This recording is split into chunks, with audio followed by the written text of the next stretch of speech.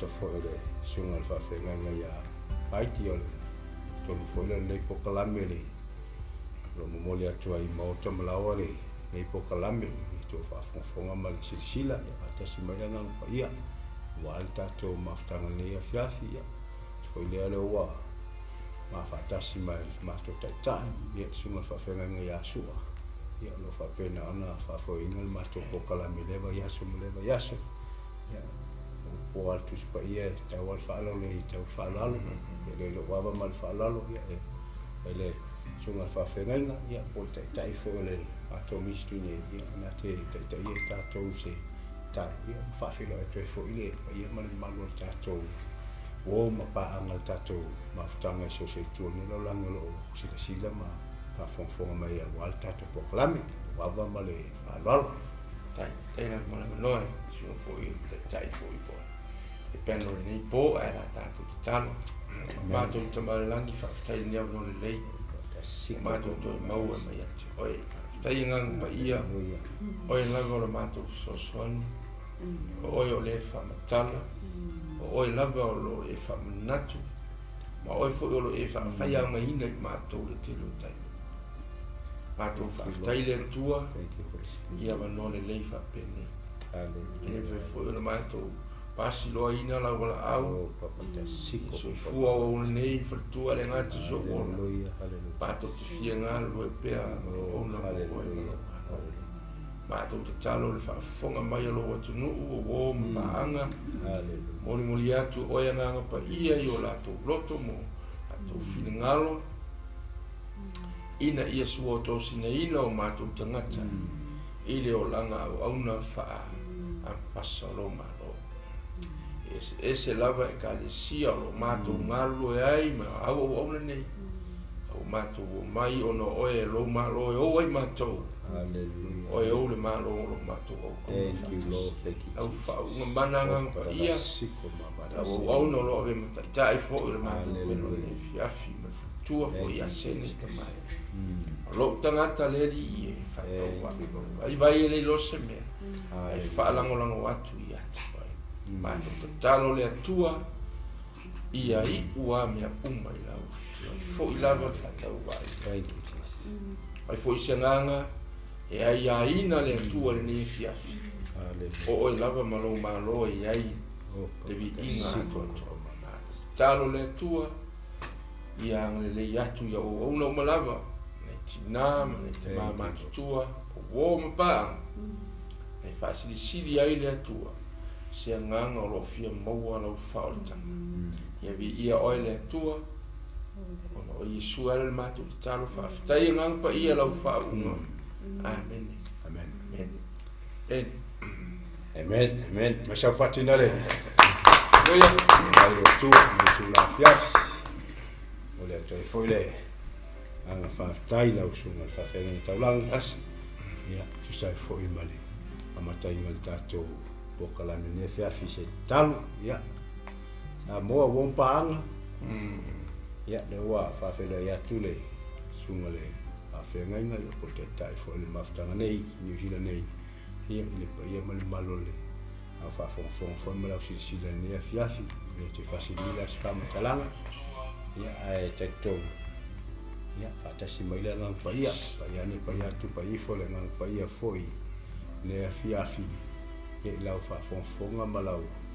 silsila ai fuise ai silsila mai fona fiafi e ini mai ya o fuise ma fatianga o se malaonga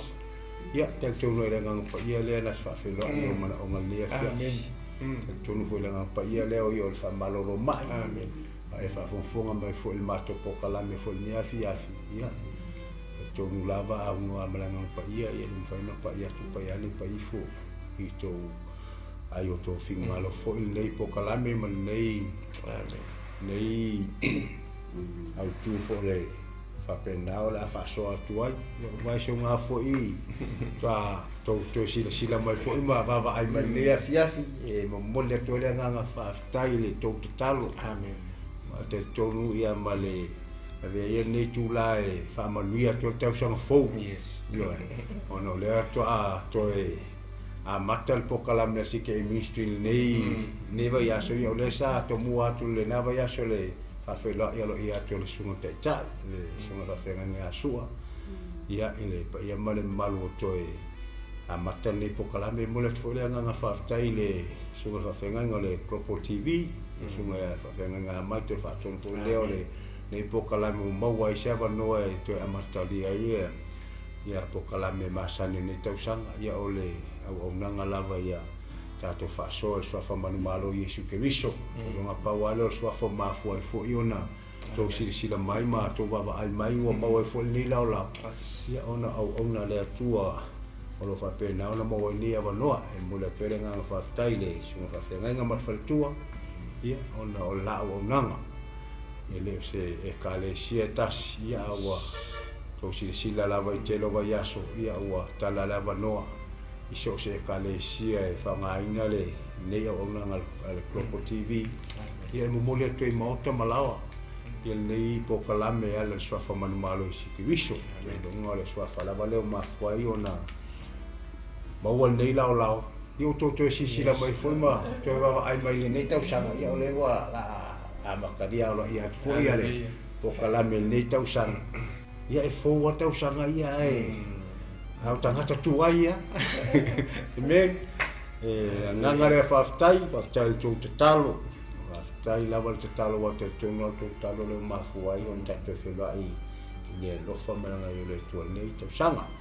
ia ale au tu ole penaona au mai le mato tai nei vai aso ia po fol nei vo i astofio tato ia ole o ala ile malo le tua wala ile malo le tua ia wa mawal mato tu sfaitau o Mataio e fa non fa pesuvalu o luas fulu ia la tu atu i ile tinane ia na te faitau atu al mato tu sfaitau ia fatasi mai le nga pa ia a fofonga nga fo le fia ola faitau atu e tinale fa samo ia na te te le mal fa palangi tato pokalame fia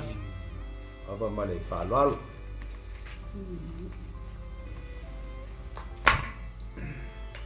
Ua savale ane Yesu e la talata i le vai o Kalilaia. Ona sila fia le e ia o le uso e to alua. O Simona o ingoia Pt2. Ma ane kerea lona uso. Ua la lafo le upena i le vai. A wā o tangata whaifaiva i la ua. Ona whetalaia tu lea o ia te i la ua. I nā mulmun mai ia te au. O te whaia o rua mawhaifaiva i tangata. Ona lātu ua loa lea o la ua upenga. Ai mulmuli atu ia te ia.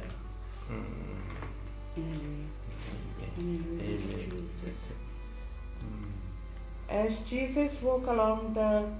shore of Lake Galilee, he saw two brothers who were fishermen. Andrew catching fish in the lake with a net. Jesus said to them, "Come with me, and I will teach you to catch men." At once they left their nets and went with him. Hallelujah. Amen. Hallelujah. Ia ole mato tu sfaitau na sa mo won paanga ia tu sele leo Mataio ia non ta o pe fa ia le fa o pe sulu valu na i luas fulu ia le wa fa te wa tu fo tina ne ia ai sila o fa fonga malau ai mo fo ne afia la tu atu le ngon ma tu ta ia ma ta me atu se mato fa soa tu se fo mo le mta o pu fa pe na ona au mai mato te tata noa ile nei afia ava male fa lalo lo sunga la fera sua ia tai passa mo la no ia te va calvat sa mo fa talo fa fo ile tai tai mato peno ni fia ia le nga fo ile ia taua ona to fa talo fa tu pe a fa foto a tu ti mai ia la au ia po mo fo tatu kala ben le fia ia lo fa solo per tatu po kala me wala il malo le tua amen way into the kingdom of God ia o le ka ku ke pil ka tu chalo en lava yeso tu telu tangata ia matangata lotu talia lo Iesu fialu lo le lang. Amen. Yes. E pei o le filosofia le saka ku mai i kaimia ia sola. Ia pangale sa moa ele ai o lo ia o tatu tiuche. O lo ia i fuanga mamana ma fuanga mawalunga le atua. Ia i lo to soifua mo matou. Me foi na le foi un matou fa pasilo ina ai ngi mea ua ele fou la fa fonga ai pasta ma fonga a como que falo ngo la unha ngai fai fe ngai la unha e apostolo nei perfetta ai ma ko que coi au maia ma coi la langa tu mo to fai lo atu ma coi fam famu atu langa e ka ua i o sa no ma ko le foi sa mo e sa ngo lo tu premaro lo vinga le se ka kala fai ai Hallelujah. It's no more words. Lenga ku fa longo vai asunte ne. Amen. Inga u fetalai atu Yesu. Ia Pt2 e te alofa i antea. Mai peke ioi. Toi fa lua ioi, toi fa tolu. Pe e lai si la fia le Yesu le langona Pt2 ke milinga. Amen. Mai lo Yesu.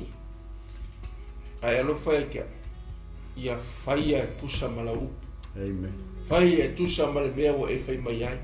E te alofa i akea.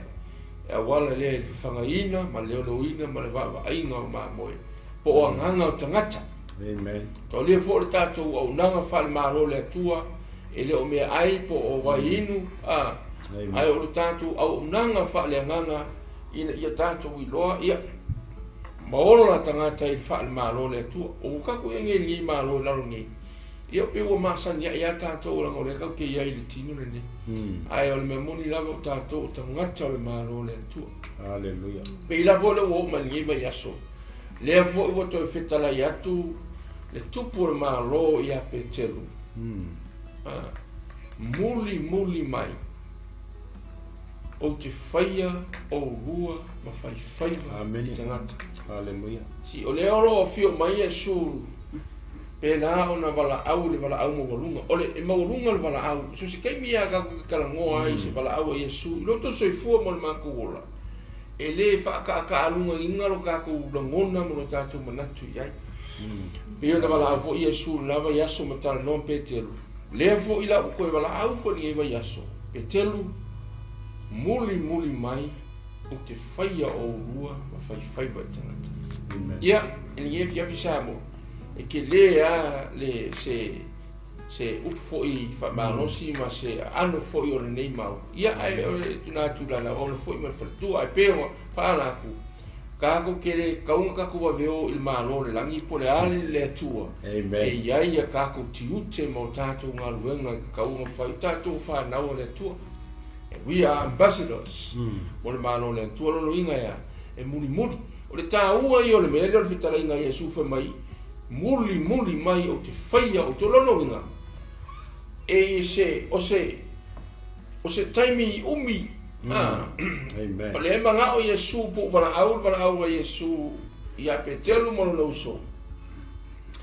I se au nanga e whapena ona i ai le wa ai. O le tautala. Yes. O le savali. O le tango. A yoyo lima. Malangona malmanatu. Amen. Si i ke le arangi mea o le o langa o Pt2 ka ke uia ko ia i ngi fu vai taimi ma ngi vai aso ia ma o luma ka ko kalami ia ga nisi va nga i o so fuanga o langa tangata le tu Pt2 ka ke mai ngi le songa mata o fi muli mai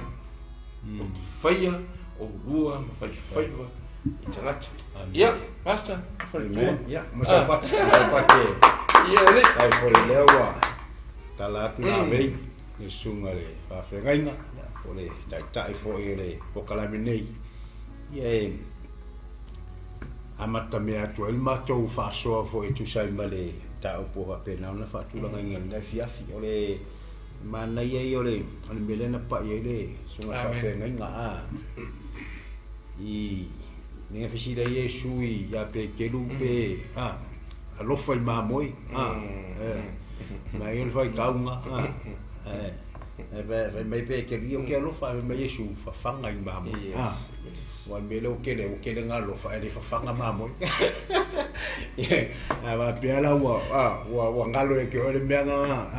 ko la nga Yesu ve a peke wa vaila wa fia ngale lofa ale fanga mamo ko ya makangi lo la nga ko fanga mamo ale wa be ngale ngalo lo fa mamo ma fa nga ku pe mamo ai ke le fa nga mamo io ya ole manga yo le ole manga yo mka upule angole ole au ku ole mka upule ole mka pefa ole fa so songa nga o ya Yesu le vao the temptation of Jesus usala ole manga yo la makanga mengole ole mka upule ole ala venga le nga o Yesu le va ile vao kusala ma fea nga Yesu fa so songa amen ole keminga nga fai ele anga pongi Yesu le fia fast food ola eso fast food po kai foi ke sia ngole ala vai e mo kai foi ai anga pongi le anga kau wanga ingalo ya ke o ya fa pe ole nga fa so Yesu ke mo anga pongi e fa so foi oi io che vuoi fare per oi manga ya la ponge ola manguia ya lo volanga io manguia lo volanga ai e che sanga i ma fa fica o il vale con io fa per fa so Yesu con e fa so foi la oi che mi fai la un po io che le me ranga ka ko io le ka che fa kai kuli ale ia muli ka ia I kulanga au Yesu ke wiso ke minga malanga e no ngi fonga ile nga fa miso ngale manga o fa ka inga fa ka qualifao e ka fun ka ko fa ka yes fa yo le mo nga ya so ka ke ang pong ye e vi ia le ingi siwa wa over ke le la so ya so ang pong Yesu yo o Yesu ngal fa se fu so le au o ko ka yo se fu Paul Bibi ia le wonge e mika pe over la wanga po e fa kai wa o nga ko nga ngumele li o ka qualifao me vola nga sia ko fai ka te o me ngo Yesu yo ngo Yesu wa yo ko ia be ia vi ia le tua yo va stai le ka qualifao la ia fa ka ia ngi fa ka inga le lei yo o le la lofa Yesu ya o le overlua ka usanga fa kingo ka qualifao la ia ngemi ai fa ka ia ke sia ngole ke mun ka ia pe kasi ya la so pongi pe lua so pongi pe va ya so foi pe fa suba al me ka ua ke lo ngala nga pongi ngol me le fa Yesu ke wis fa so ngala ia le nga wi mer ka qualifao la e ile ka ma ia foi ma fu anga so se le nga fa kingo ka qualifao la e ile rishi e foi mangui e ku e fu lui fi ka ma fa nga kai le amakanga wa va ye ke lo me nga fa so ia e me sa vai nga le ka ke fa sanga di vai ke mingi me mol me ai me nga vai ka ulo lang pong kau le kau kala lo ka fa ngale wa ko le ngapa ia e vai ko lo ngai ve au ia or ka ko vai so aga pogi le fa ko pongo la ro ka ma o fe fo ia pas ko ja fi wa sa ve au ka fa pogi va so le e lo mo fia ka kala fa ka ku ngai ko ka ma ko ngai o le ko le ngapa we ngai va pe ngale me a ke lo ka ia kali le kali Yesu le le ki apolo le nga io no fa so le nga me io me le jime o ia le fa ma ko me ka ko fa so le amaka ko ngale au ku ngan ka pula o ko le mafu anga ngale nga fa ki ngo inga Yesu Kristo le la nga pong e le mafu anga wanga malole ia fa so nga Yesu Kristo o malo Yesu e sai ili nyonga so wa pe horinga me inga usa ka penga ile kuwa ia la so oia maka ye Yesu Kristo langa ngaluenga wanga so se ngaluenga e fo se fai a mga umian tanga ke lang ngaluenga Penga marenga luenga fe eskeviso nga malo fa songa ia. Ai maua Yesu ya so enga eso so wa peyo onale le ka ua nga luenga eskeviso malanga nga pongi ma ka penga mai ku so se fie sa bali bala ku Yesu o de banga lo ye se fie Yesu la udi e la fe so o me vola ngai o fa fe kai la makango so Yesu sorry ele isu en kama vanga mo lunga fa ilonga io wa lenga le ka fa iska ka ka o i mai tikri ki piloma tok ai e ka hua le se me le ka ka hua lo sa ili fa ilonga penga ngai so songi me nga pa ia ke oi pa o ke me bo le lo se wa le ka koanga filosofia nga ke mingi ele se ka vingi nga pai io e ka wanga ke a io e ka wanga io ele fa pe foi la ele anga ka la le nga mafkanga melanga pai e ka wa foi la mafkanga le melanga pai io so swangi mai foi a ka ko ele fa pe la le ka wa le wi ko ka maka foi a fa pe foi la nga ke si la mai fa fonga mai o la ka fai oi nga o fai wanga o la ka lengi nga foi ambi ala ho io anga fai vanga mua ko fie e que se foi maso o langa ia la oi io e ka o foi la pe que fai fo io pe que foi io le ka io le ia que wa inicie la mai mo mai foi si se ka o la ngol nga ngai fai ele que foi a more Atua la ko nga fai vanga que nga que fai el que mingi ia la que fai ia vi ia le ku ka ku wana yes yo kai voi lai le foi fa longa ala mori io pe ke mo wa va pe lai e fa longa ai le sky ia ai longa lan fa nga fa ko winga le ia mamangu ia la o la fa le wa ke longa le ole fa vale nga ia so ma wai mea ku fa ngai longa ai nga ia ma fe ola i fo i ma fia ai o le leila fa longo a pe ke luma angere e no fe kale gloria su kuro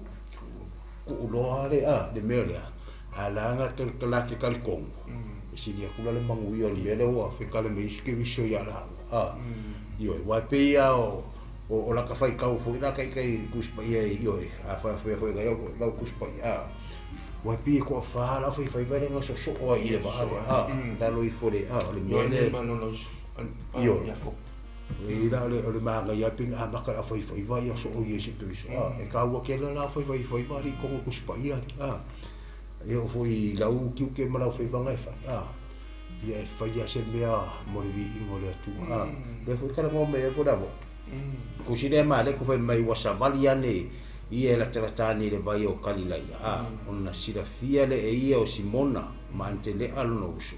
wala la fo le penga le vai awa ata fai vai la e ka wa ku se ia kuskusinga ala fai me dia ia ole o Pt2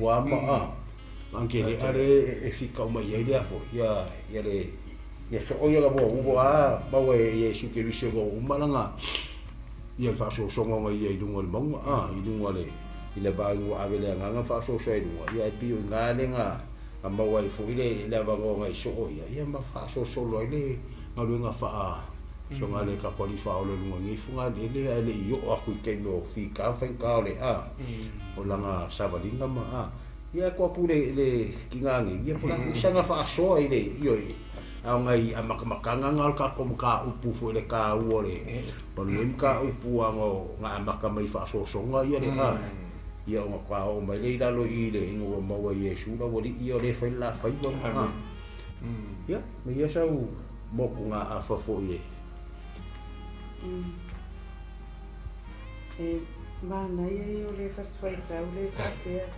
le matapo lo sufa fa o atu ai lona longo isuria uma ona lato au mai ai le atu ia o ua mama i Atua uma o ua iai mai ese mai ua popua ngatia mai ua ulu tino ina te moni mai ua mai ma liu Atua mai ua mamae I le supa ona whaamaloloina lea o I lātou e ia. Ona mulimuli atua I lea ia te ia o le motu o tangata e to o tele. Mai Galileia ma te Kapoli ma Yerusalema ma Iutaia ma ona tala atu Iutana. Ia alea mai e te au le whasawhaitau lea. A tonu o le tato tala inga po le tala inga o le swafo Yesu I lo waua I loa e le whaapea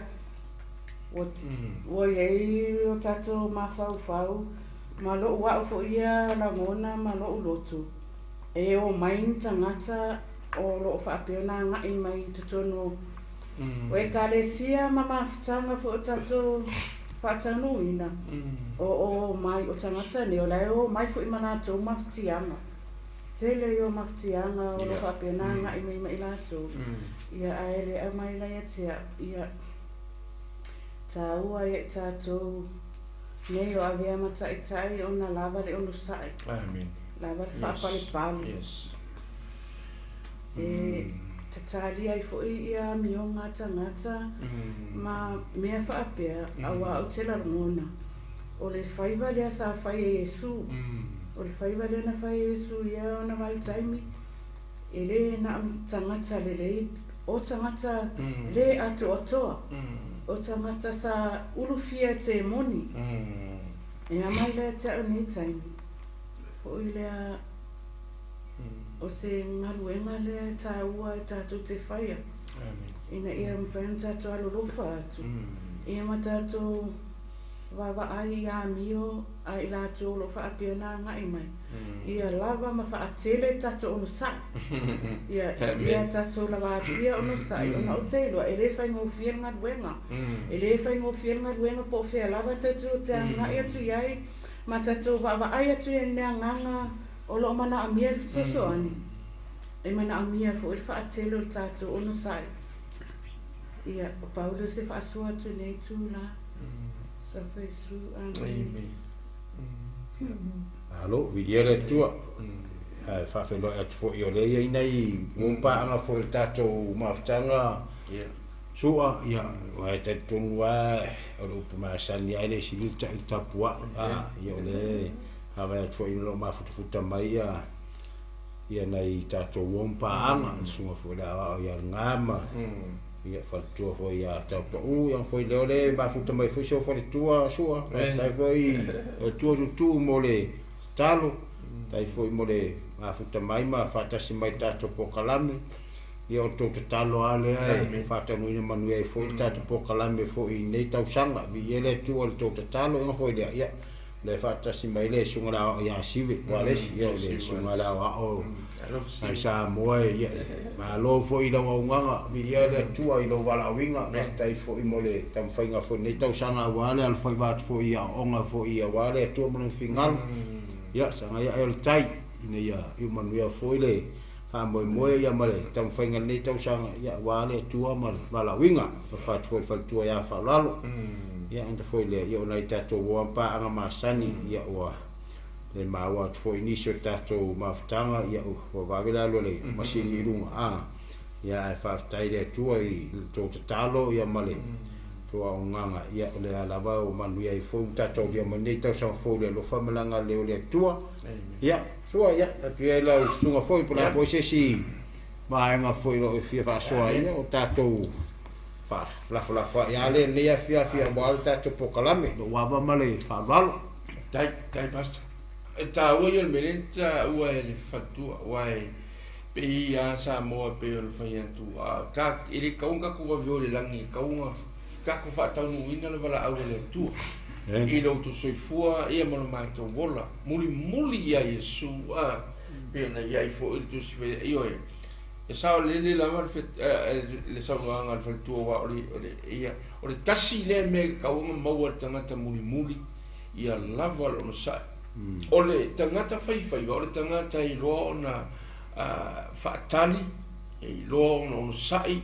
ia silfia uma ka kongi sa fa ngota sa mo na to I sa fia fo I fai ole I sami even fo yo le vau mai pe yo sami le tra no Yesu no so bo so se kangaka fai e loa nga fa kari kai mi le tai e loa nga fa tali ma le no sai e loa le onga vai po onga sami no ye le ia Amen. e loa fo le kai mi sa o le ia ma kai mi le sa o le ia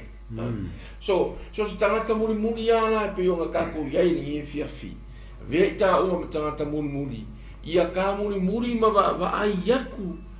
ile ta inga alo tatu ta yo Yesu ma fa ta ma fa o me o manao le o o ina ma tato ina ia ka ko va ai ma ka ko muri ai kilo isi e muri isi amen e muri I kangaka o lo so mai le ka mai pelo feka o so ia o so mai le ka mai pelo feka muri ia Yesu amen follow unto Jesus Awal mena le kau ke oki e me akako. Ole se le mulmuli. You know, ole malo le Atua. Olo ia ro kako kupu Yesu. Amen. O ia ona le malo. O ia foi la le vetala ia pe ke lo muli atu. La ngole si la mai Yesu, el makwale le ia. Ole fai vale, ala usole ia. No ia. Amen. Boia e la falo penga nga melo ia mai la hola fa malo Yesu ole a suil tem plan ka ko amen ole a avea o rua mo faiva I tangata amen ai le ki manga oi Pt2 tarea ia Jacob foi mai Johan nei la lo ifo pe ai fai kau ni fiafi e manga o Yesu inga ia faiva I tangata amen e mana o Yesu ia nganga o tangata amen ina ia maua mai ia nganga mole malo le Atua yes ina ia liliu mai wa le winga nga mole fai vai ala nga ka ala fo pena yo nga mai le nga ilo la ia le ia le ia ai fa sao le ia la kiki se yo fo kai mi ko la fo ilo pena io nga mai fo le fa e fa pena fo ila fi nga lo Yesu muli follow ole o tsoska ngaka muli po le follower po le learner ele kai nga misi la nga ai ngaka le muli kai me alu kai va pe Yesu e alu ai alu a pe kai Yesu alu luma Yesu alu ai ole me fai Yesu kango ai pe vole sa mo vole fer tua me le o ka ule nga yo ai va venga o fa malo longa I kongo ka le sia ma so se me nga ke ai Onga e pe kau e se lau focus. Lau muli ngolo ma fau. amen Ai ma fau mo ka ko muli ya Yesu. E fa nga Yesu oe awala ku wai fa malolonga I sau fa yaku se ma. amen I sau tatalo I se ma. yeah Oi na malo mana mia se so soani fa nga oe le Atua maka ua. amen Pe saur ka mulinga ya Yesu. E si ole mana Yesu wa sui mai nga I whangotanga le tino nei e sui ina ia maua nganga mo le malo le Atua amen pe anga vai aku ni po kalame fa solo asonga umi ka ko ke o ia I le foi le uma po kalame le fa sawa ino le kale sia Yesu o ile ka ki lo ai ele ima vai va venga o Yesu amen le Atua tatu mal malo le Atua yo ka ko anga va kamini ia ka ko bulbul amen Keep focus into Jesus. Muli ya Yesu, o mea fe mai ya Yesu, o le mea sau noa ya ne tupu, pe o kau foi verso lea. A ono sau noa Yesu. That is a supernatural gospel of the kingdom. Hallelujah. Sa olo Yesu, a woko e fisikong. Se yo fa kar se ya, wala le si, wala unga foi. Okay, longa Yesu, e muli mai ya.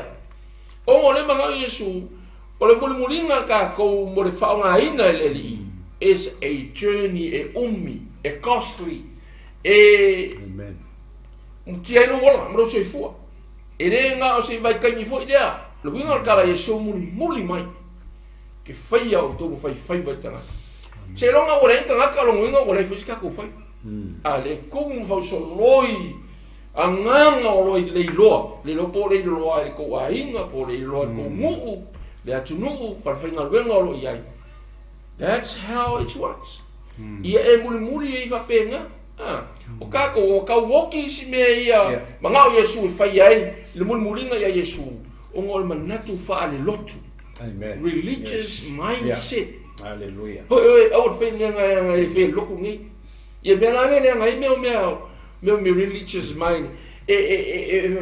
O kero me ia o me fa le malo le tu. Le ku spa ia. Me foi nga renga fe felisi ka lo mo se ma esa. Even himself or herself tapo mai por me mo. Yes. Ora me eu ia que Masal sal. Mai Yesu mun mai. Amen. Ke lo le ma ngai ia. Fa mai nga fa longo ke fa mai nga ko o le penga. Ai mun. Yes. Once they heard the supernatural calling. Ele ia ngi ka ke ni fa mai le fa ku la boli Yesu. Iko so ka yo. Siko wala mai kaya wa siko pe ku fam kanga le mlinga nga fa mai nga wala awa mai tu uma. Ai alu me fa ku avala au do le tupu. E o nga me uma. Male wala au mo ngo. Ke lo mle si bawa ngi mangaku mama ya ke o o ka ngaka o malo. We are the kingdom people. Amen. E nga lu mai na le tupu Yesu. Le fa nga hino ita o ka muli pe ya Yesu. Ke o fa. O ke muli lo ka ngaka. O ki lo me ka ko. Asia awala ngala se ro ka ngaka le ya okilo ai muli ya o ya Yesu o me uma ke vai ya fa me Yesu muli mai lango le muli nga ya Yesu e muli fato tu mai male ko ya au la ko uma muli fato tu me muli ya tu fa ilonga ya te ilato la ko ke fa malo roi mai kalo mai ko kuringa ke momi o kasinga me o kaule kuri nga ke mongi me se kanga ka loku fa mai I got authority from God me o kanga ka ke mongi ele lo kuri alo kuri ke o kuri ke mongi o la wel manga ku fa pe o le ku fa ya ke mongi o fa ni ke mongi o ke lo Yesu o ke le lo o ke lo kwa because we are like a follow. Amen. The follower of Christ is more high calling from above. E mo volunga vala au mo kako. E o sa mo pasa ngi ne fiafi. O vala unga le keringa le fia taking ngis. Amen. Ah, fan kake. E ka va le boli vola. Mol mai, me la boli mai. So la ko e vai mako po vida nga me nga fa ka. Amen. So la ko e o le va mo fa poi. E va. E so la ko va fa ngua ne me excuse. Vala au no kupu alu lo. Yang sa mo vola na ungi. E ai me ka ke ui ai. Trials, tribulations, problems. Ya ka ongi fa pe. Tu kere manga o ya langa na manga o kere fia ui menga. Ya sidi lo walo lang. Walo lang ni me fa pe nga. Lalo ngai o a lots. Kelly. Ya nga ui Yesu ui lo au so. Ui foi ngai au ngale Atua e even ngai ka ko ma ko amen o ko so fu mai mo ora mai sa au nga ile Atua ko ngwe ka le sia nga ui me foi la ko o ai la ka ko ngai new generation me o ke le fia ui e me no way e ke ui e ya se va nga wa ese se la ke la inga ia nga ko sa ola o la le special o le la kas amen la New Zealand la sa mo la ai Hawaii la ai Australia ke mo kas o me ye ka ku muli ya Yesu. Be a follower of Christ. Yes. E mo lunga vala. A bele mo fe. Yes. E ai ko foma. E ai fa so songa. Ana ngo leva na au mai le onga e mala mala le me ye pe ka ku ai. Fe mai ya. E ai se fa ingo ka. Ko ke u ai. Ai ka ku muli ya te. E mo lo sa. Yeah. E mo lo wolof. E ka ku ka mo nga va yes. So se ka ka muli. Ia e la ngona le nganga ma fa malo so ka kale wala au mai o Yesu e onga malo muli o ki faia o rua ma fai wa tangati wow it's high calling o le wala au e sili o nga bawalunga ku lo se si wala haleluya kai lo ia ki oi amen ele va pera o fa ya nga ko misi o le ale fa ka o mo ku ala lo yo kiuke o me alo fa mo ka lengi le ai that's not the point me o vai ka lengi ka mai o le fa ngoka A koe kaolo le atua koe whao ngai sifi le si mea asia. Mo le malo le atua. Lea ngō lea inga lea ia peo sau ngō do fo sifi wala na ona peo ngā iei fui o ngā kungu Israel. Io e iei pisingi Israel. Yeah, the fisherman business. Pira, e ke lea. Io. Kako ai fo i alka maro pira. Io. Ai ke mai la o Samoa. Ingo ko wanga au Yesu. Ele i koe halo alka maro la pisingi. Me foi lea o wako akalau roa lea tua. E iei le si pisingi special. Mo kako. Ai ku wana pisingi lea le nga fai momoa. E rana le si vai. Ai amala au lo le tu se fio e pisingisi le tua halu lo para singa me le ka wo kirisi o le halu pisingisi e Yesu ai ko koso ko amala ka pisingisi le wa fa au ngi ai ele isi ke mi ko fo ye pe ke lui o pisingisi la ko ai ngala no fa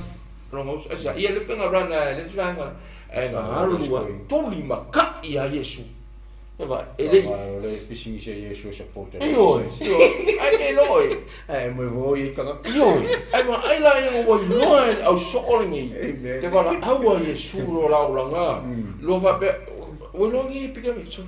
le la pisingisi la vala wo Yesu pisingisi si dia kun ka amen ya le vole sa mo ya ka ko mu va vai me nga ti mu e po sa pe ngo fa tu lo wa e ya nga yo nga le tu no ai lu ngala ikala pia we fo ni vai kai mi ka ku ya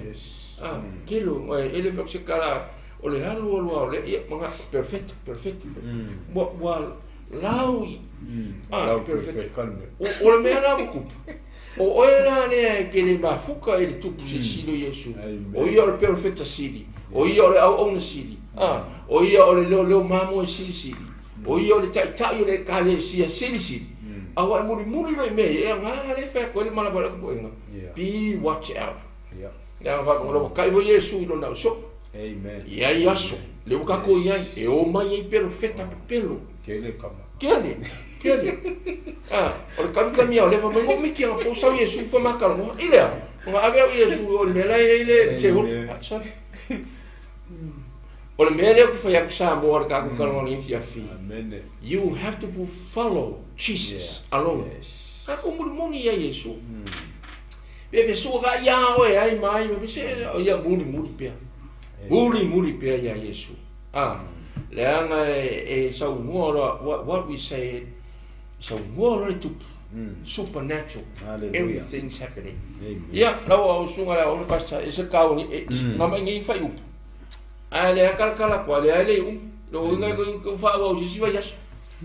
Yeah, masapati. Ya ile nga pa ia. Amen. Thank you Holy Spirit. So san nga pa ia ile fa so le fiafi ya le to fa lo fo ima. Fa fonga fo ile fa so to le Mataio. Ya te le ale ta wo fa manatu. Ile fa pe fo fa manatu na o to fa manatu mai fo ya to. Yo nga ka ua ile. O le nga le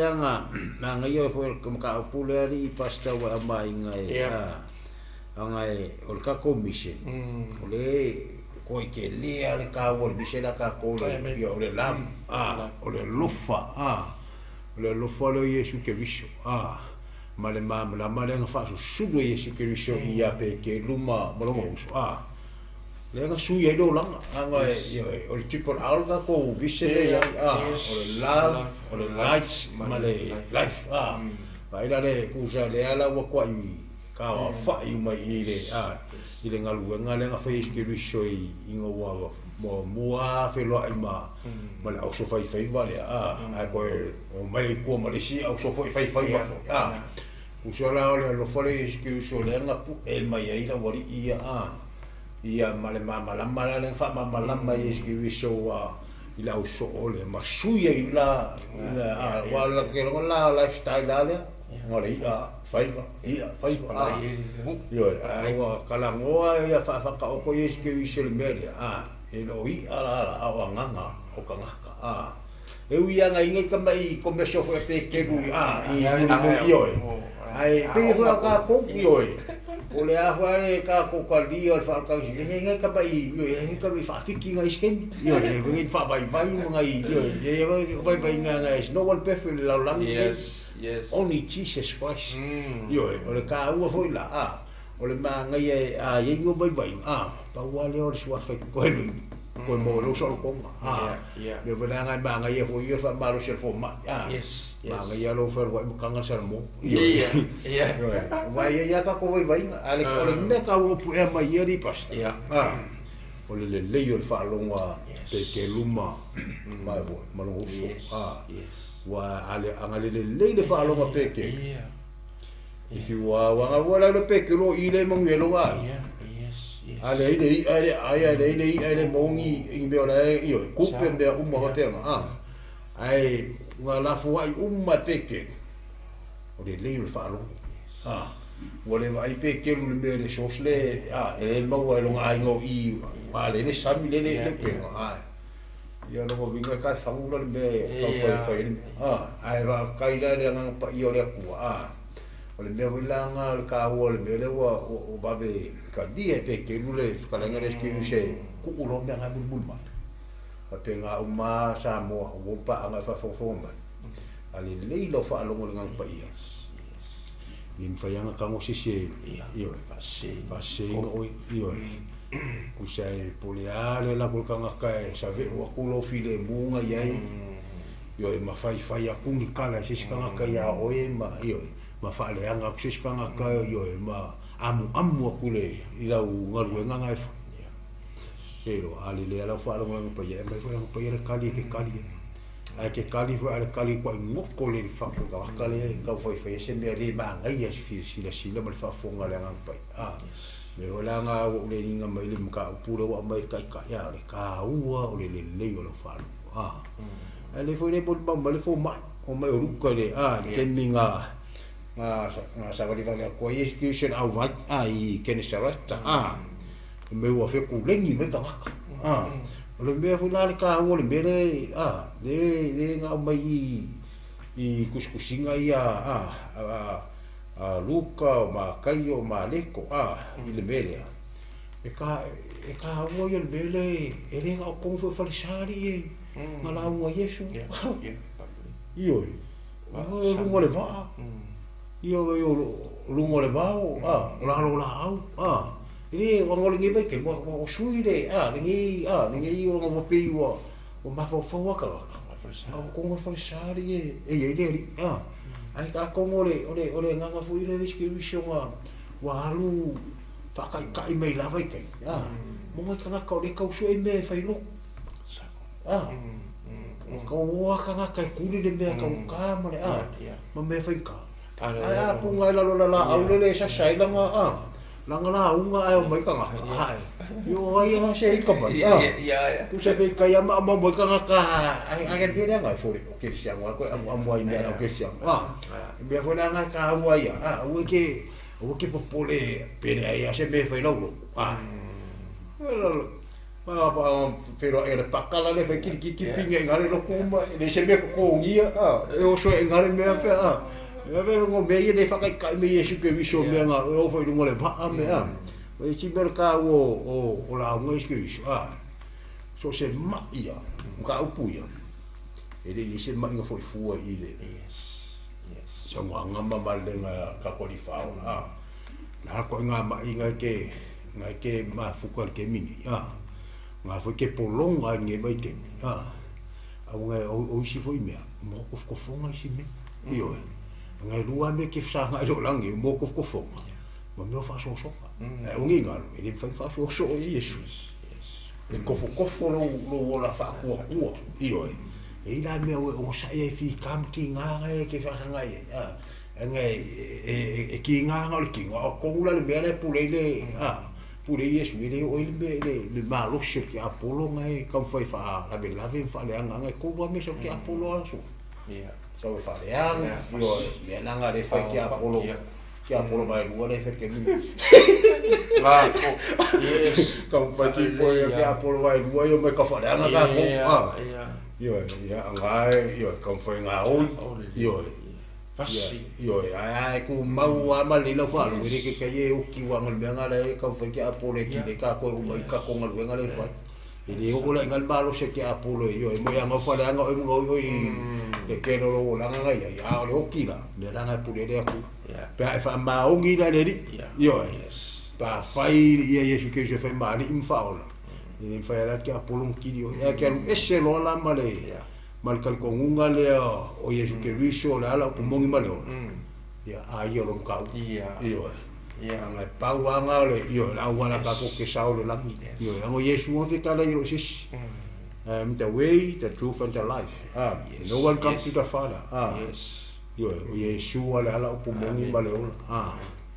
yo le kalia la yesu ke riso fa ma li fa lo la ni fa la nga e o le yo nga le pule nga lo kama yo nga wala melo nga lo ka ke uia ku mai yo nga o le me la ka penga le ku le ka fe ku li e ke sia mo ke ninge yo nga le ala kangu nga wa ka ko ki fa sa nga i fi ka fa ma pu nga ya ali le ya la fa lo mo por fa lo mo pe ke lu mo lo o so ma fa vai ma walo fi de mu yo nga le langa le ka ke ya se ele fa pe fu ko ko ye ke so fa pe lo fo ba ka ya ka ko yes ke no lo ke de ka ko mo fe ka ya o ya ka fa pe nga me le yo ya nga le wo ye o mo ngi fa pe o ya wa lo ko fa ka ngo pe ko lo fa le lo la ki fe ka ngo ka ke ro ka ka lo wa wow nga yo o sa o lo la sko yo ko le lo la pula me afa yo ko ka foi le ngo fe ka ya lo ko sa foi le wa ki le fe ka ai ya mga kuwa sa mo wo pa anga ya o nga imbuka la ka kalo yo muli o la ka kalo ala so ka inga nga mare kuwa ye fiwa ka ka lu mai yo mai o ke pole por ka la sa fa fe yo amo le kuwa le ka ke o nga yo le kuwa si la fia me ma o lo marwa pa nga yo ni ma faya se singa ma faya se mea e fa ngo lo wa pa e kali kongu le kuwa le ka ke o ngo le ko se fu anga tele me o me va penga ke ka fa e ki ka le ka ngo se le fa va vengo le kuwa le ke o ngo ai ka ri ju he's my protector and defender whatever we feel le kuwa le ke o ngo le kom ka ki anga ke si da fia me ka fa dis ka ka anga fa ya once again ese me fa ka ngai skivis ma fa ko nga ile no fa ko ngo yesu ke bisu nga o lo le fi ka fa ka lo la yo ngol kala ngal ku se le mbia mga kula mga ko le ko ya ma mo mbia le mga ko ma yo me nga ka fa ki apolo e ka fa ave o fa o lo wala ngal ma ya pe esse ma fa ka ngai yesu ke bisu a fa vola ki fa fo ma nge fi a fi wa ka fa vai la so va dinga pa e ke le ka ia fo yesu ke bisu pa wala la wala pa vole le sua fa ke sa loko pa vole le sua fa ke manguia pa vole sua fa ke malo lo pa fo yo manga onga ngai amen ke ma fa fa wai ka usanga ngai fa manguia le ko e kala ngo mel fa salam to delight yourself in the Lord and he will give you the desire of your heart you fear already pa fe ma fear already le leila fa longo ko anga fe kaulo ku spaia amen yo ko anga ka kalo ko le kalo is not only one day le ngala society ka kalo ai prayer is your lifestyle amen ko le ka kalo aso umalo wala yo le ngala pe ko e mo fo ko nga fa sama pungo nga fa lo kan kin fa yanga e fa wa i fa lo ku ka me kalo fa ia fa wa con cavale io e camisolo a fa la permiti o la speaking ta mai disco in io o ngai mga mama ko mero ka kalanga ese io ka fa ka ye amo yang ka dis ka le ma pe ai wala ngalo ali lo ma ngai yo la relationship ngama le ku io ma ngai fo ngalo kala o ngai ka kalo o pumasangi fa ngale yang e kali ye fa go nga a o so me nga speaking tongues so sem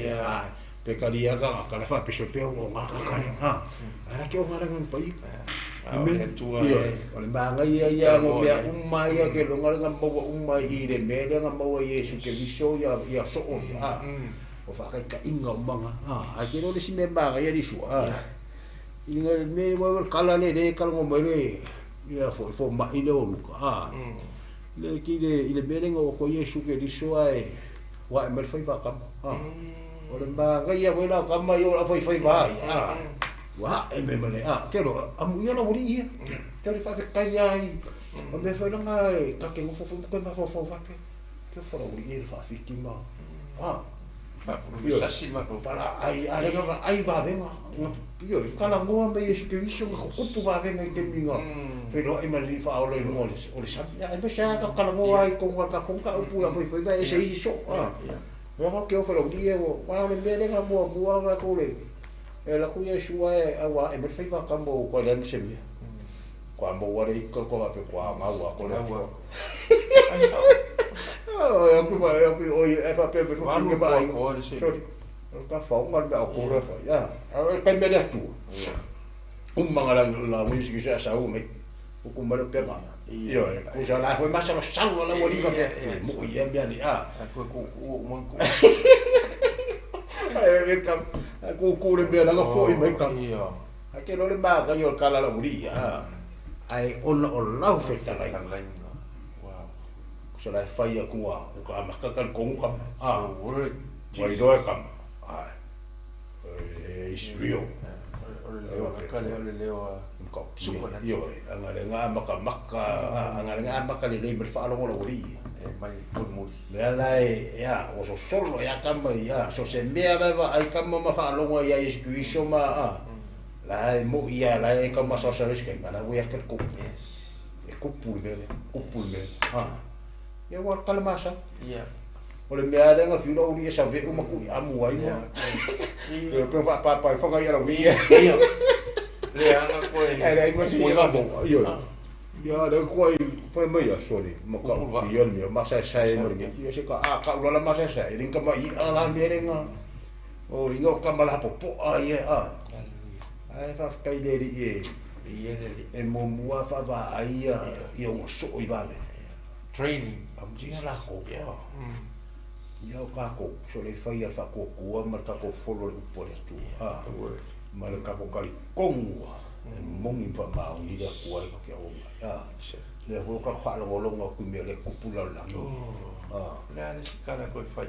pero yes o le mea nga sa moa fa pe nga ke ngofo New Zealand ngofo Australia ngofo Samoa amu ya ka ko le ka ke sa loko a ke ro ya la fu fa fenga ka ri komu ka ko ya nga le file mu fa ka nga le ka pe sa ya ka ko ai ni me le kupula la o le mea le va venga di liu ka ke la mu ya ka yo fe o ki ala la mo ni mau le so fo isu e la ko ka le la o I vo la ko pa le la ko yo u so pe lo wa na ka mo me tu o ki fa na ku nga me fa pe nga mo Yesu o ka ki vo ka va lo vo news ma me va pe me o ngai au ke sia o la ku e nga mu ia sa mo na e fa fo me ni po kala me lo wa ma ka sa ke me ri ma se nga ku ka lo ngai ni si ka ku po se me ia pilangi e o me lo longa ia ke ro me wo la ka ku e ia ka mo le ka ku le no el fingalo le ku ma ka usanga ni ka ku ia aka ko fika ko kuspa ia le lua fe ku pu me na va fa ile le ku le o vo le vo su ko ka usanga le o vo le le ka ke ma ka ke lo ma la mai fingalo le ku a wangi ngalo ke e wa ia Yesu ke viso o ya ni le ni bo nga le tu wa ke lo dan fe me kuspa e sa u po ma o ya nga vai roa o nga ma sa ni nga o io fa pega le ke dia ro ka uri fa mama na ai mo le o ila bakala o ila le ki ngo ki fe fe ka ka no ye makala e ma fa pega fe ngol be e ala ala ko fa pega ga ke fia ke ngo fa pega un marte meri ye makala Oela le ke kau fofo ke kau. Oela ke fai.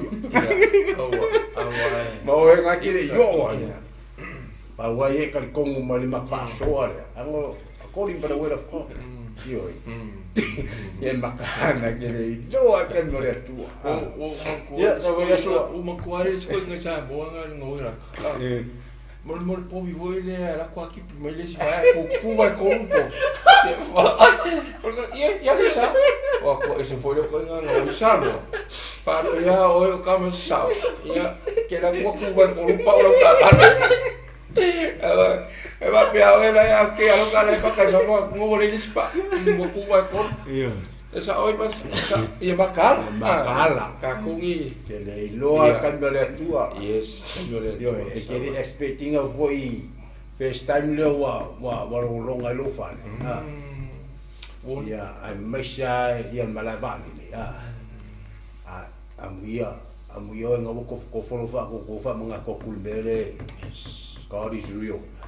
Yo. Ai nga foi me ko ku fa pe. Tanga i le ko me mo le no ngola lo kwa o ga inga ya le nga ku po me ke mi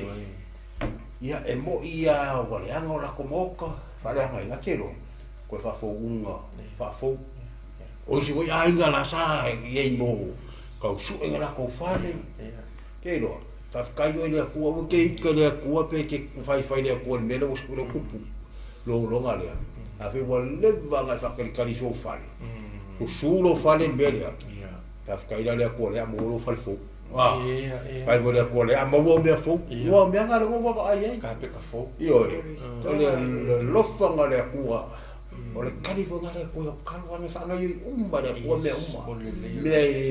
me fa le me ke le fi ai fo riche yo me va nga fa ka ya me shari piccola o ko fe ausika yo ile ko ko ile fe ausika nga kai yo ai fa kai le ko me umbanga fa mga kumaya ki o ale leilo falo le leilo falo ole peke molongo mai si au fai ne nga folo ya uli mulia ke lo ka wal me nga pongi nga me le nga mo yesu ke biso ye ile ke nga abele nga yesu ngol mo pongi fa su waso yo ba ya mu foi ngai ska ka le sio le fa ya me le ang pong fa ka ye fo ko ko yo pe ja pong fi pe kasi aso bua aso ye le ane ka wanga ke fa ya yo mo es sa ka aso na le su aso na pia ngale ai male ai mole ni wa ali me ke fa kai foi le ka ma kai sa le ko wala mai ni si o ngamba ma fo mai fo kus pa yem fa ya ele fa pia foi ngale em fai foi ngai ali ali o si mo fruits yo ngale ia ai eu va for le meat qua foi le meat fa kai se se vol ka ko generation o ka ko foi foi game fa foi ngo fia ngai a mai poko le ko ke ola em foi anga po fa penga ele pe ngai me fa kai ko a sa ka ko fe ola mai sa es el malo con chau a batia a so ya ka me sudu le sudu ele ai nei ale malo rosia ko fi kama kia o fa nga we ko sem ko kia sa le ya la so ya pe ngai ko nga fa foi nga sua e va con ngai kai me la fu si me wa ko fa manga ko fa la ke le ka po ka la me o le fo ya ngai me la i ke e fa uma e pe o le fa kai ngai le ku fa kai ya pe kelu ke le so ke kai ngai le pe ke mo lo uso mai ka fa fa ya ava pe o ngai o lo fa nga o lo ka lingi nga fa ya fa kai o le ku ya ngo o ko nga mo bua a ma kai so o yesu ke la fa la wa sa volo ma ku wa ka le la fa la manga ba ke mi ke le san fa ngo ka lo la ya nga ka nga ka ya ma lo le yo ke wa ko ya lo fa ka e so la yo ke wa ko ma le mo va pose yo a wa yo a ma nga yo la ku lo la fa sa lo la fa ngo ka mo nga nga mo ma lo le ku ke ia ko ke la pa ma nge ka mi ala ku lo ma so la ku ai ma a tanga o ke le fa lo am si kai ia ava kai mu ia ko fai va sa ma kai ngale so ia skiri so ia ma ka no fa mi so ngale no ia sua ia no foi que ele se ma la ve fo ila so ngol fa fe kai ngai o le fa kai ya ku la su ngo fo no le que ingo la ku pen no ni fia fi ma fa so e mondia ke mi ngai ke mi wa fa ngai le tua na tu lo me a fa pe ku ai nga wa yu ka ko lo to le na upu ma le mala au la le tua ma ministry lo fa pe no fa ba lo se ku na upu fo i mai liu mai au ngai le li sa mo ai e le fa ka fa ngai le tua me nga ia fa ia e fa ali liu ai o ia ia so le anga na le me ro fa ko e io inga wa o mai be ia amen ai kai mi ngi o mo na va no pe ma sa go fo e tai o mato pero le fia liu lo fa longo ro la so ngi le fa longo ia Yesu ya i lo pe ma ia e fa nga ro mo fi nga lo le tu e vo ka kilo ngi mai kai mi soria fo ma tricky ko va i va fu e nga so ai fia afe ma afe o ngai ka ngaka ma liu ma e lo le ala sa o Yesu lan vitrai ngal Mataio lu cuma fa ia kai mi o boy akalaka kai mi fio mai ma o mai me ave mai ka kilo ma fui e o longa o tau o missa ia se vai lá ele mo ia sa o ale tupo tu amen o Yesu lona sua fa o ka ku amen leo ka ku kilo e ni vai kai ia sika mai lo longa le ke ni ia ka ku kilo la ia e mo ia mai fa ma oni na fio ngale tu e sa o sa o ngala na o me fai fu fa ngale tu ngai me fa tu poi ina itali ele mana o nga se tasi o le ia o si fo inga ngale le ngalo fa le e vili al malo me sa ku mo ro fa le awal fa yan me o fa yan me o so le o yan me Tahu ini ko inga sasa awal fa yan me le fe Yesu inga ngilo lo fa le ili ko ia wala ai io e pe mo sa wala na ona e fa nga fo ile tu ngi bia inga ia a fo se fa le nga ia ko fa le ia ki dia che fa le ro fa le ai o me uma i pe ma ku fa ku e le fa nga ka ma fa le liu le tu ka nga ka ia te ia amen e ma fa le tu le se koni me na ia fa ia e ko fa ai o fa nga inga o so fu mo ma ko bora hallelujah as a follower of Christ pe o e muli ia Yesu ave ma paso al malo le li le ala ma tu te ia ma tu ti so soani tu ai ia ma saudia ai po kalami fa peni portato au nanga ile tu ele le ia le ali ia so uma kai mi uma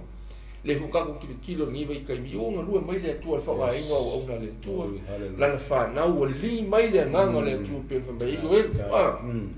le o to sia uma fa na o le tu fa na o ma le tu ile nganga fa io Yesu portato tu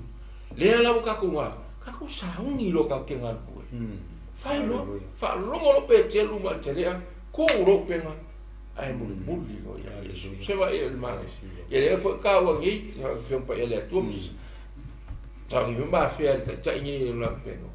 inga ua fa nga yo i lo la Yesu kala le ki fe o em fe ka amen ai le va venga le nga train nei pe ke inga o va pula la o pe ke lu me ka o fa fe ka ola mo kwa fa ma sa sai lu pe kumu va fa pengal me ye le la ko ki va ai e tu singa venga lo va penganga o nga fa solo fo i ni si fo o le kingdom first ministry lo fa penga o nga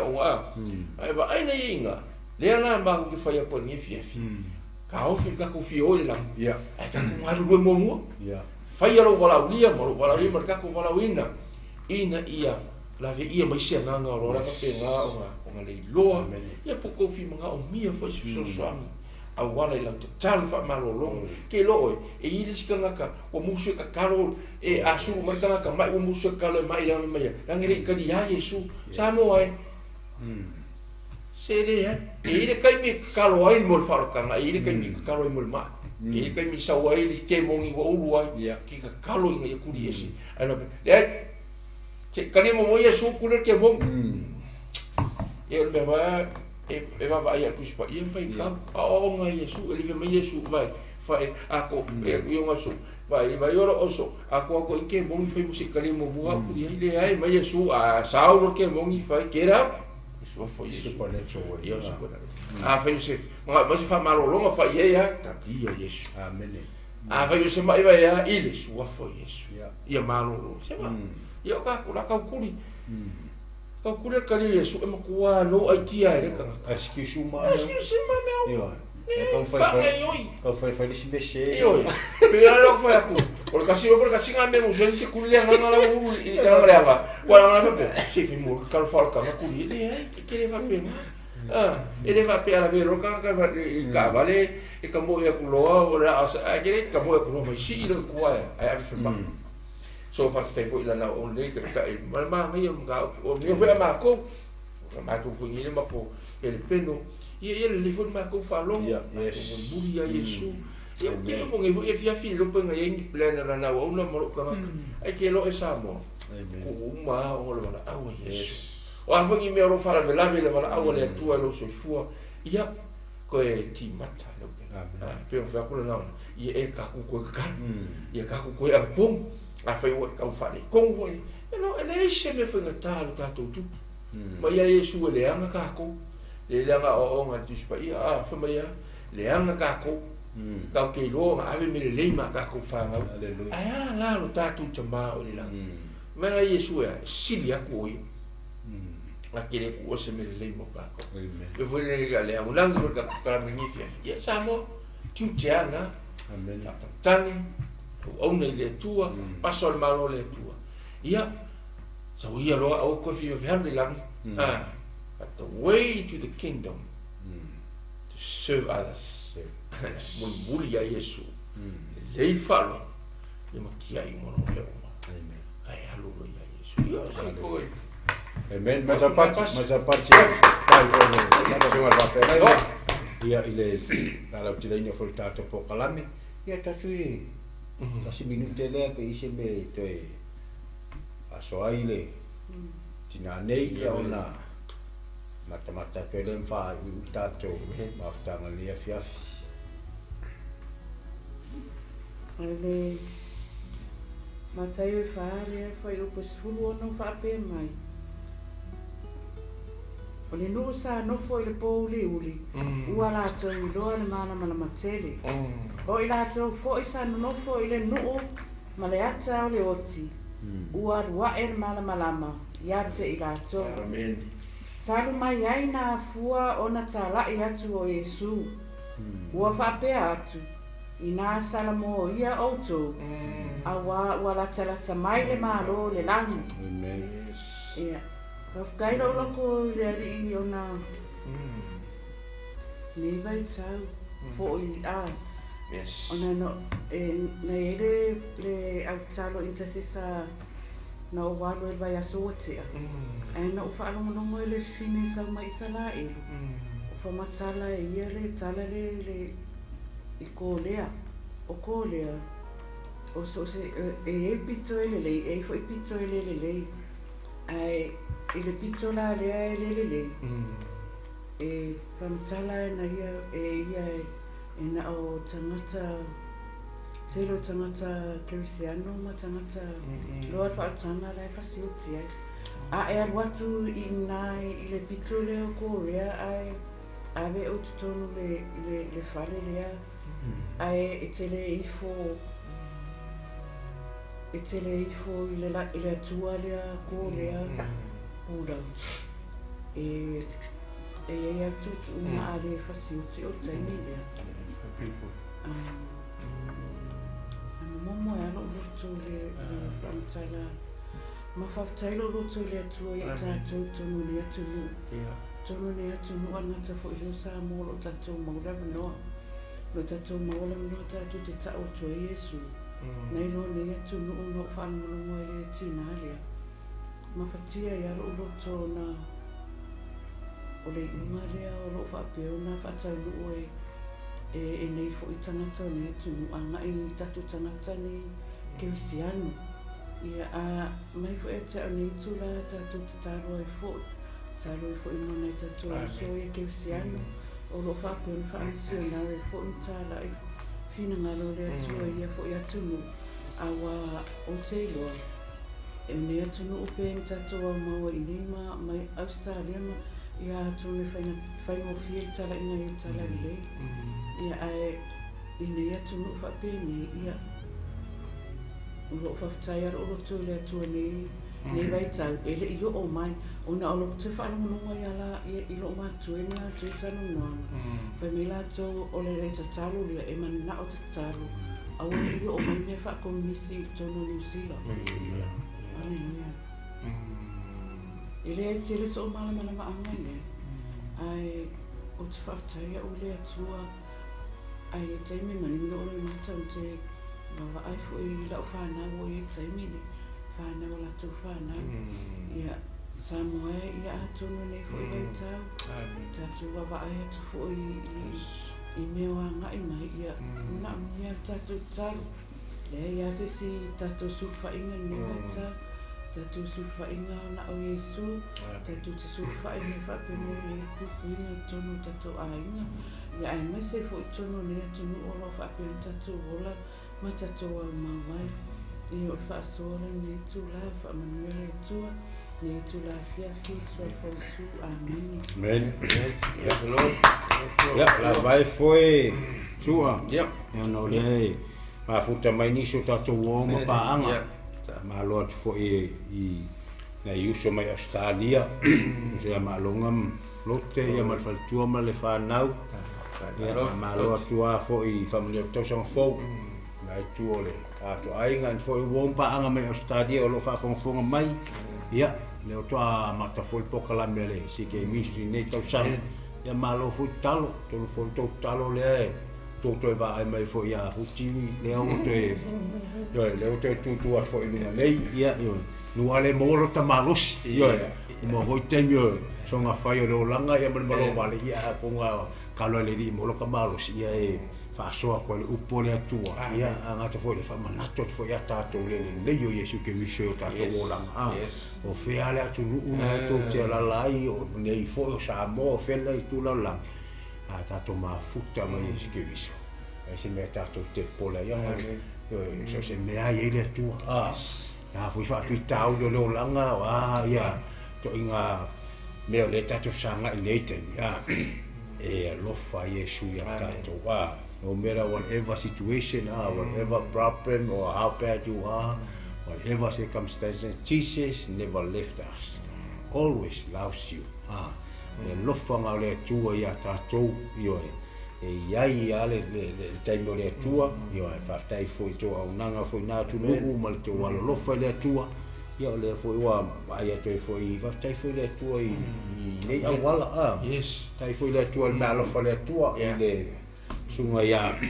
ta mai ki mal fal tu ya sawa I nei ya wala wa fai ona mo mo le ta to pokalami wa se sa malo fa le tu o tanga le wa mo le tu la vai to mo ta malawa nei pokalami ya ono fa malo fai na foi le tu ni so an au au ya fa tai fo la onanga ya ta foi le si le tu mo lo finga ya o to va ai me mata o le nei ya amen ya o le o le ya nga le kala kuspa ya la le nei ma ke no foi fa pe nga fu a foi nga wa sui lo langa wa makanga kala Yesu wa ke ero wa ko au le Sui Yesu. Iyo ma pe nga le ko le ka pe iyo ka kango ni ko va ai o ko fo ringa ke mi o so nga fa no na sorry wa laki awa o nga ka mi o fa lo ka ko lu mo ka le ya va me kai de le ya le tu ke kum tai foi le ma futa mai nei uso ia anga tu le ia ole tu finga ya ngau tina ya ngau encho ya tai foi le tua lan puinga ya sa yo vai vale pisia sa o si ato antile sa fia foi into pitunu I tu lang ole vai le fa tai foi ia le tua foi nanga puinga ya ai atu foi tu lang ole mauta ia e ia mafuanga tolu fo le ata penga le Atua isi me am tau tia e tatu le mafafoi on me anga tau ol me le never stop praying never stop believing never give up your miracles on the way wangi yoe wangi ngai mukala kalu o fungi mukala ko kongu le ko so fuale ko ke o ki fa vai me ko kupolo la ngi ko kongu version anti de o le si te sa malo si da le si ka le si ale o ngai tai fo i atu ini show wo mai ngolo a fia fo to pito no sua ya ai pe amo fa ya fa ngai umma le ko me ma fu o fo ya i fo isi me fo i ngole me nga ka wa ile le ka ko no me la le pe fia vidi le ko ko me la nga wi ngalo ya o fa wa ma sang ya nga vidi ya girlfriend or boyfriend or what yo pa ma sa ko nga vidi le ambulance ai le ba jes ka ngola ba ka nga ko no me la nga le to ko yo le mbia e tolu fa to au mai ma Yesu call to me I will answer. I tell you great, I set up of you don't know. Yes. Au mai o kari aku le. Fai do aku ke o me fai ka. Vai ke ma fo winga ai. Yo ke awa mo so ka fo ke kausa. O lo ko kalo mai. Yo ke dei lua me da ku anga va venga la. Yo o me fo uma yo angole ku ole ko ke ko me fo. Yes. Miracle working. Vai la nga ba ko le ku ke o me fo. Ki ko al sembe kuai ya e mafuanga yo Teresa wangi yo e selo lo mafau male kuai kam foi su elo vinga apenga do la hali yo su elo vinga le ku me fo ba ko le ku yo a ko ma wo ngai menga yo su ilo le angol meteliti yana ka ko de wo ya yo e kaka sui vi inga e kaka sui kofi ke o lo ko nga situation nga ke ia ba ko alunga ku yo e fa penga me le ku angole ku e ku e decide fa penga me nga fa e sui a peke yo nga mo ko le fa ngo kaka ya mo ke ia peke do ku nga umore ke me la lo au mo differe e che so decide vole wale i ala awa wanga ka kia le wale la wo bo al ko ingale ko kia ka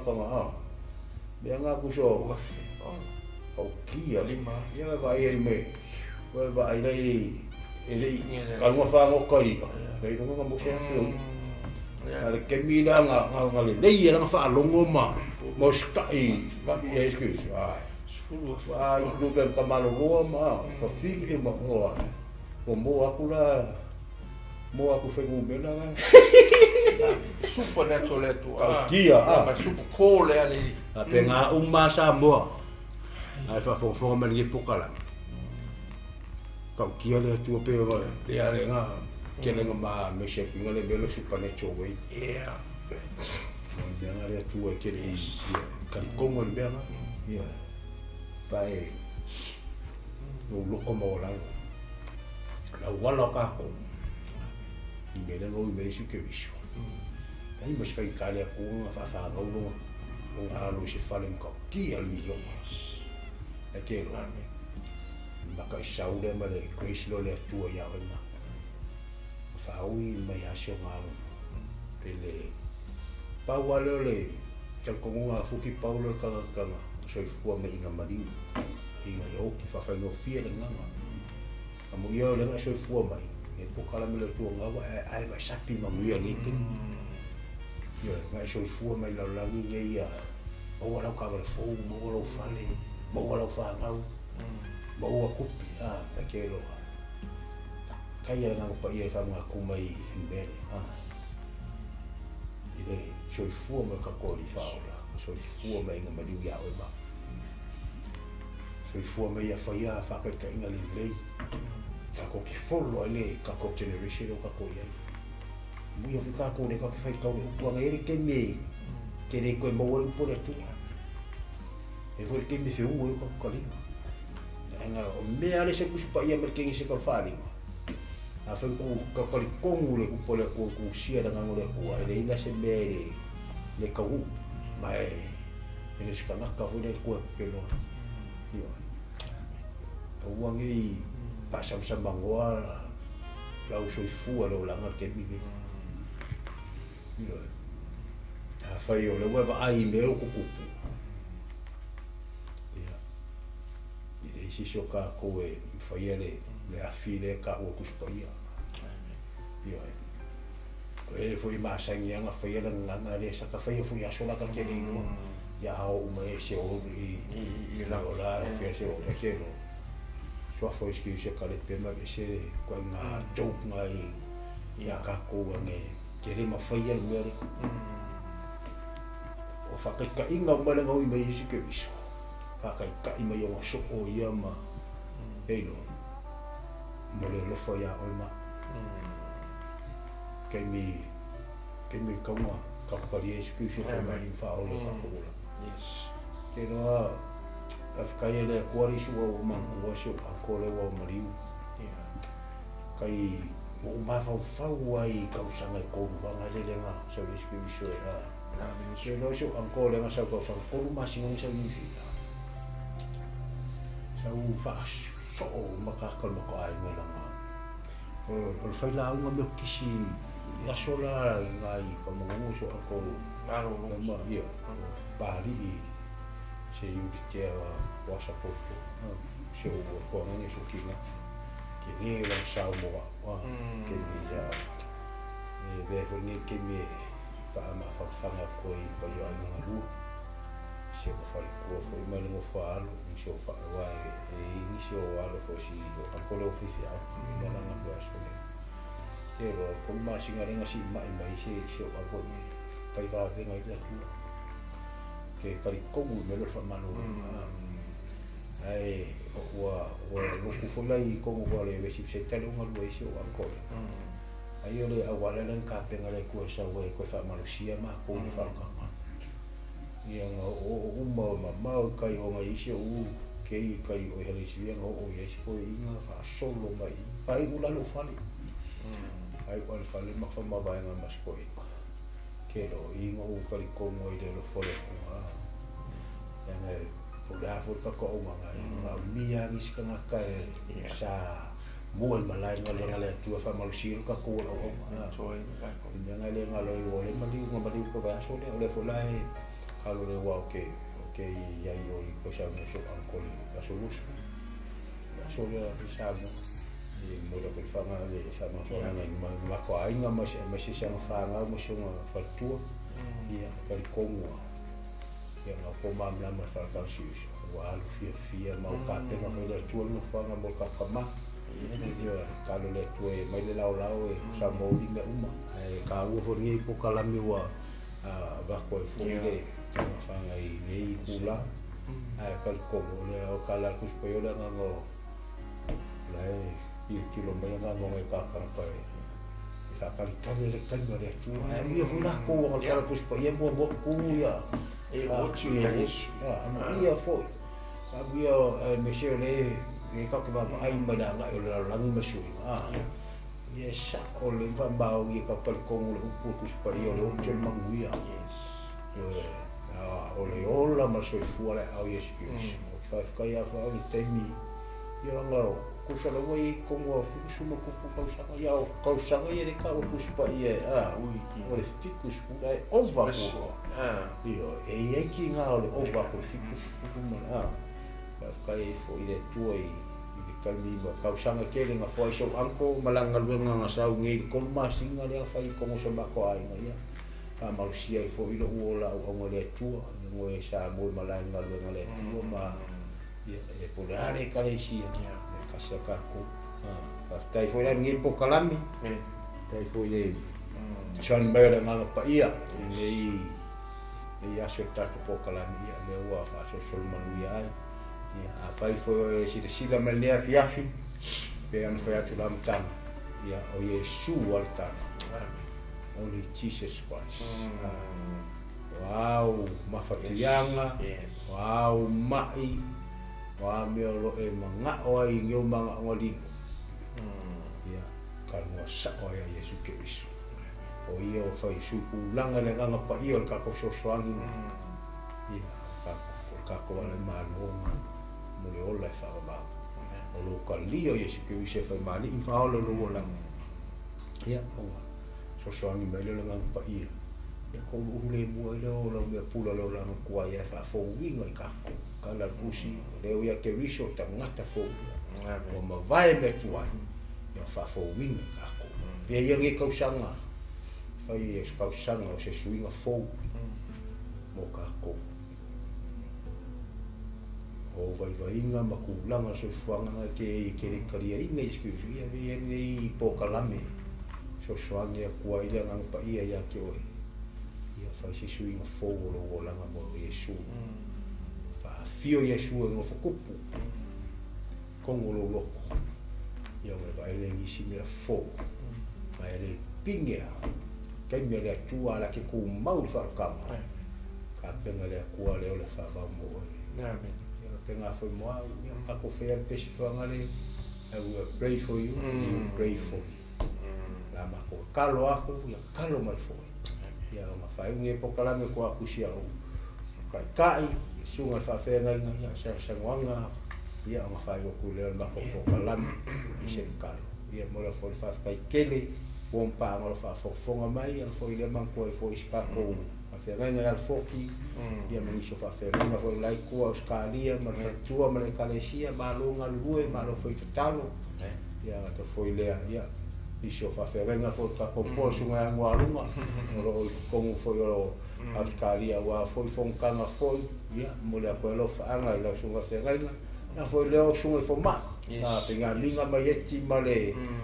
Male ei ia I whawhenga ma le fonkanga ma lo lava. Ia viele atua foi whangolonga foi fongo. Ia ke le foi sepi kamu mako. Pafkai mo ko aunganga. Pafkai ma alofa le atua.